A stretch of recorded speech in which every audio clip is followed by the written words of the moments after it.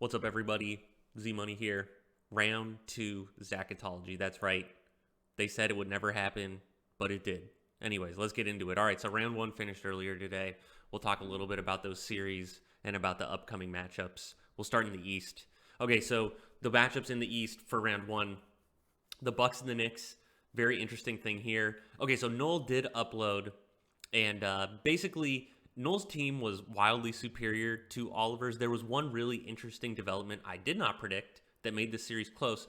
The Bucks can't stop turning the ball over. Like, there were multiple 25 plus turnover games from the Bucks, and that's the only reason the Knicks won games. Now the Knicks, credit the Knicks, they have some very good stock artists: Mobley, Malachi Jones, Donnell Urquhart.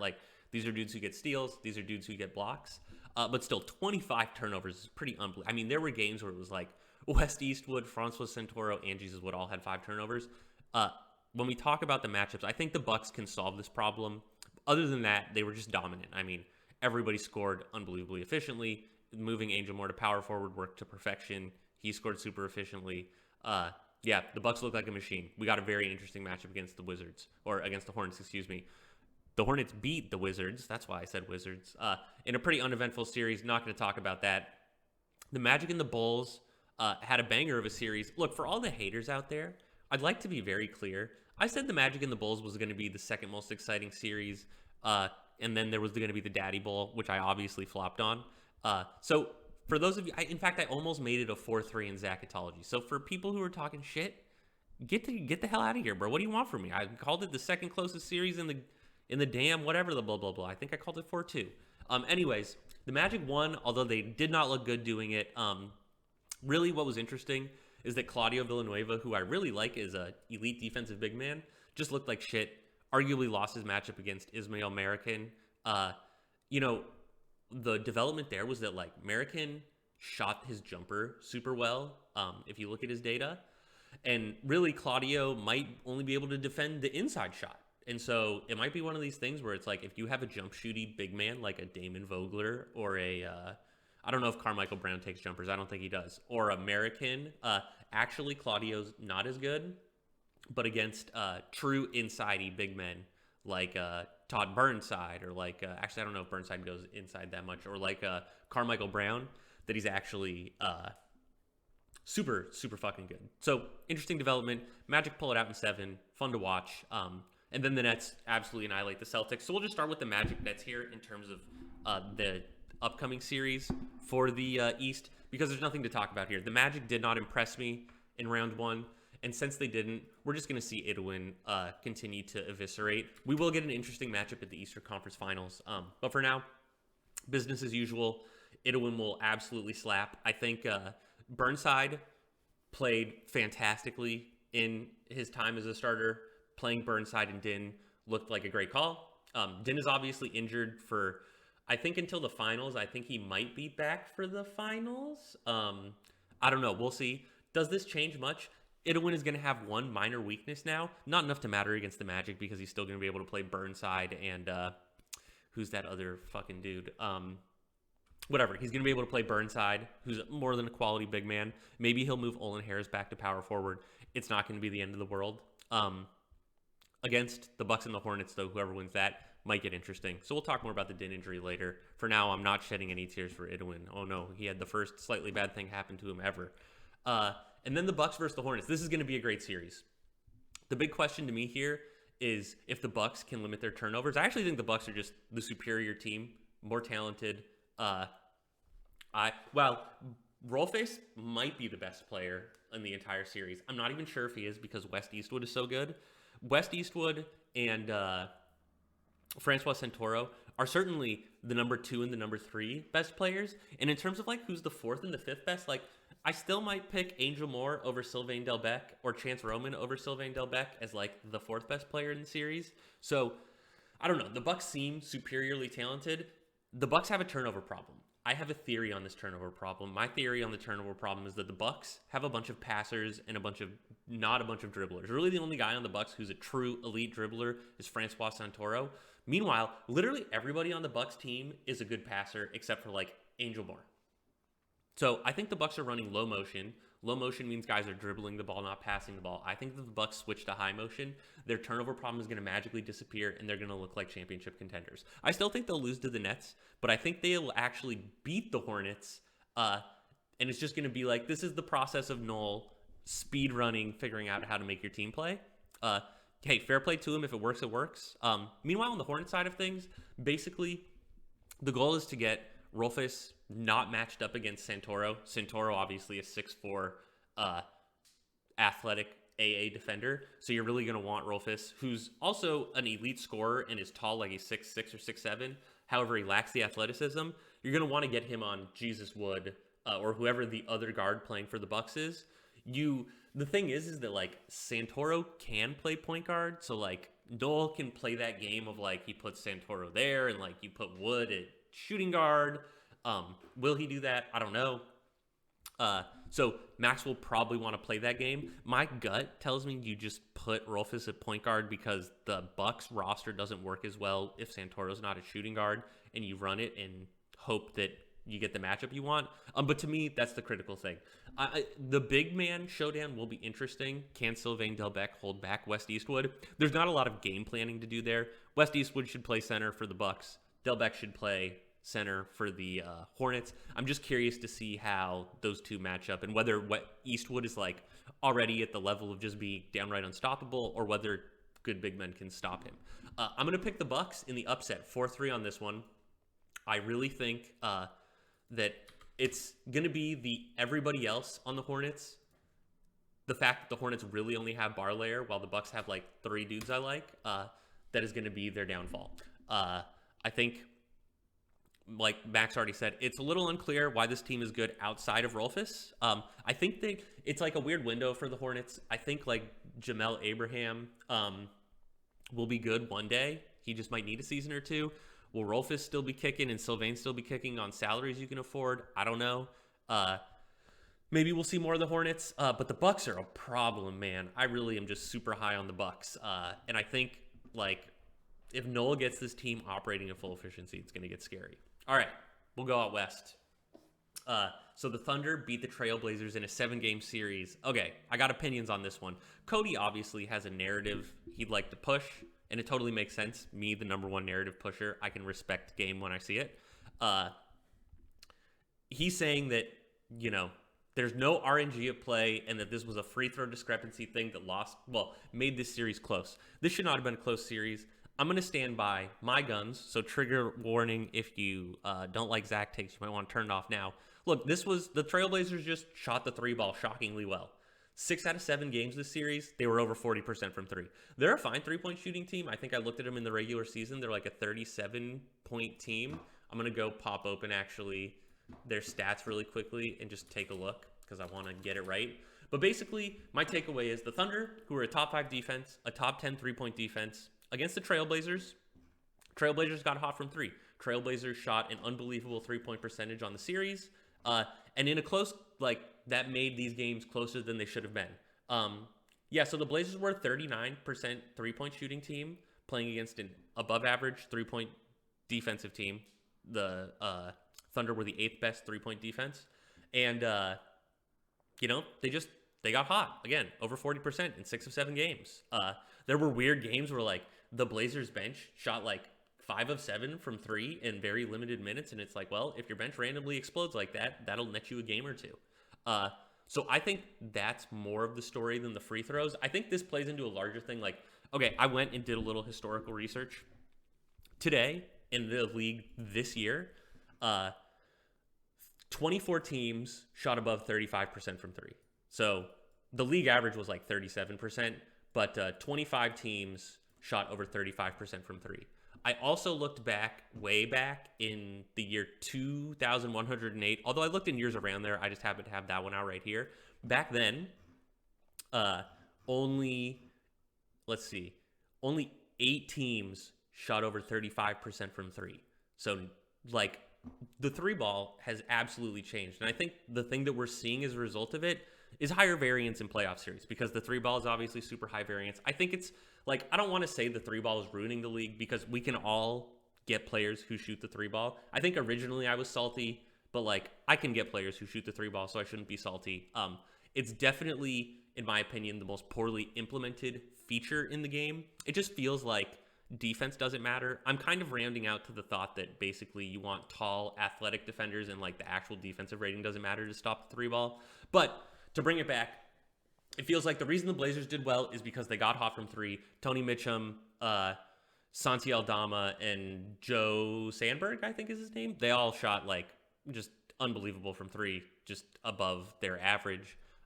So very close series. Okay, and then the Nuggets and the Suns. Nuggets just annihilated the Suns. The Nuggets offense looked pretty pitiful, but their defense looks monstrous. So they crushed the Suns. Now, how that plays into this Nuggets-Thunder matchup, well, my big concern is whether Damon Vogler can score points anymore. Let's be clear. Against basically a terrible Suns front court, the Suns front court consisting of looking this shit up on the fly, Matty Grease, who's okay, and then the power forward of Drax.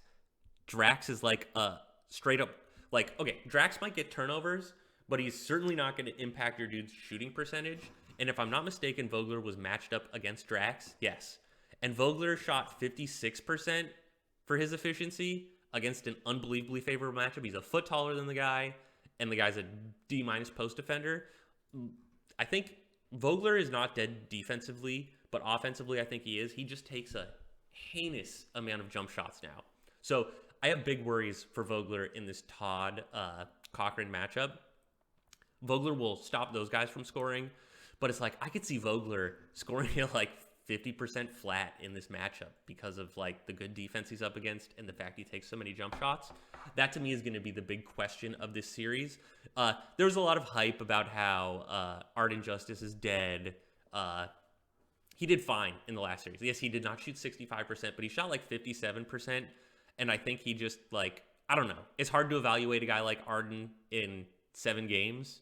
Because, like, if he just goes and shoots 70% from three tomorrow in his first game, all of a sudden his playoff percentage is looking fantastic again. So for 3-point oriented guys, I'm more hesitant to just make a judgment that they're dead. The dude just shot 65% for the season. And it's like, just because he was cold for a series, which happens with 3-point shooters, doesn't mean you should write him off.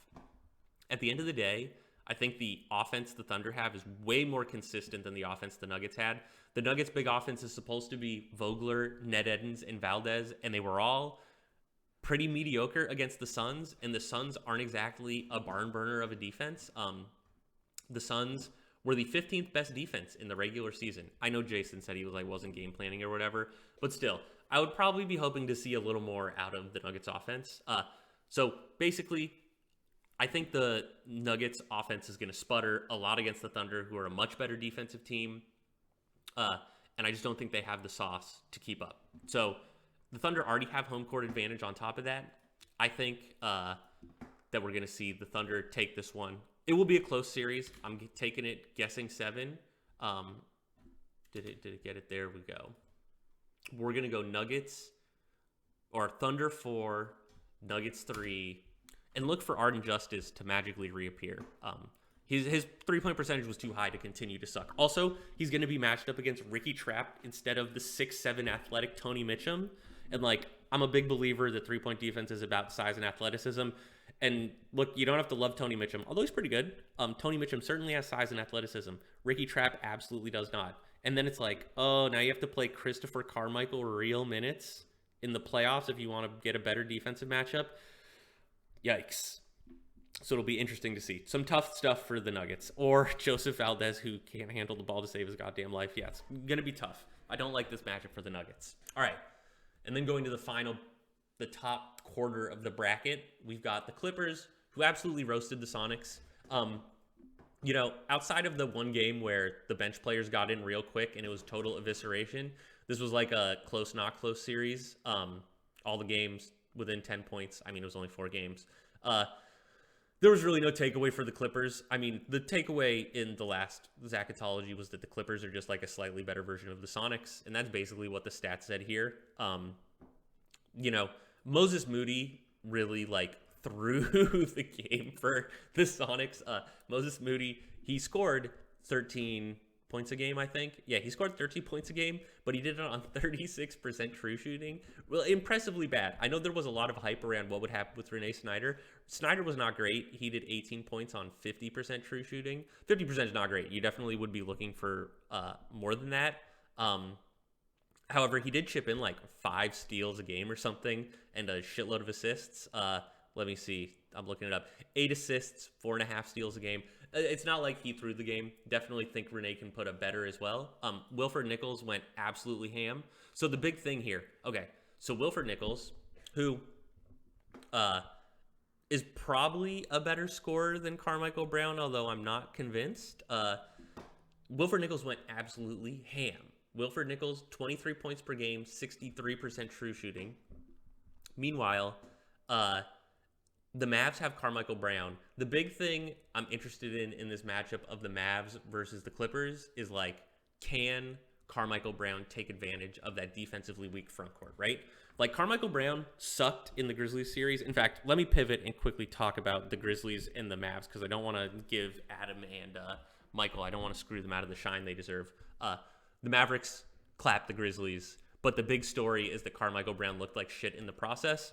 My theory on this one is that Michael Fitzgerald is a tall, A- athletic defender, and that's all it takes to stop Carmichael Brown. The thing about Carmichael Brown is when he takes jumpers, it's really bad. He's one of the worst jump shooters in the entire league, and even though he only takes like 4 of them a game, he's so inefficient with them that alone can tank his efficiency. And so that's why Carmichael Brown did poorly, I feel. If you look, like Carmichael Brown in the playoffs in this series shot 62% on his inside shots, which is not fantastic. You'd have liked to get him closer to 65%, but he shot a whopping 18% on the 4.5 jumpers he took a game. That's what's killing his efficiency. Granted, he was still a 56% true shooting, which is not atrocious. But I think what people are over. Hi there, I'm back. If you couldn't tell, I just accidentally knocked my mic over. It disconnected. I had to reconnect. So allow me to try and pick back up from where I left off. I was talking about the inefficiency and the offensive questionableness of Carmichael Brown. Yeah, I've said enough already about that. I think he can score well against this Clippers front court, though. This Clippers front court got torched by Will Ford. He was a beast. I don't see why Carmichael Brown can't do the same. In terms of regular season scoring, they're pretty similar in efficiency. In terms of style of play, they are slightly different. Carmichael Brown is a little less athleticism-based. He's a little more points, ratings-based. Meanwhile, Will Ford is more athleticism-based and less about the inside rating. All that being said, I still like Carmichael Brown against both Owen Lamb Jr. and Beelzebub for different reasons. Beelzebub has terrible post defense. Owen Lamb Jr. isn't athletic enough and is short. This is going to be the big Doc thing he's going to have to deal with. Is like, on the one hand, his front court looks really good. On the other hand, his front court is like highly flawed. I think Owen Lamb is best as a power forward, but I think Doc also recognizes Beelzebub has problems as a defensive center. It's a tough situation. It'll be really tough against the Thunder. Thankfully, Doc doesn't have to play the Thunder, at least according to my predictions, because I'm going to pick the Mavs as winning this. But it will be interesting to see. This is the, I forget if I said this earlier. This is the last stand for Carmichael Brown. If he sucks here, I'm off his train, but I think he'll do well. For the rest of the matchups, Rick Bong should be able to hold down Roman Balakeliev, who's another key scorer for Doc. Rick Bong is athletic, a defender. Like, I mean, there's not much more you can do than Roman. And I like Morris against the midget that is Jamie Jones at the point guard slot. Doc doesn't really have the leeway to play games with those positions because Roman's a terrible passer and ball handler. He's really just strictly a shooting guard, three-point shooter. So while the front court will be fun to watch and I'm interested, it's actually the backcourt of the Mavericks that seems basically net superior to the Clippers. And for that reason, I'll be picking the Clippers. I'll be picking the Mavericks to win and the Clippers to lose. I'm going to feel a 4-2 here. Oh, I just pressed 0. Nope, I want to put a 4 in there. Let me do a game 4. Yeah, let's go. Doc's team is in a weird place. It's like he feels like a perennial round 2 team. He's good, but just doesn't feel like a championship contender. Maybe next season with the Nuggets and Thunder truly dead, I expect them to die just a little bit more. Doc can finally step up to be like one of the premier teams, but I think he'll have to wait just a little longer. So those are my predictions. Thanks for listening, y'all. We'll see if it plays out. This is a year maybe Zachetology could pick everything perfectly, but this round is much harder than round one. So time will tell. Until then, stay breezy. Toodles.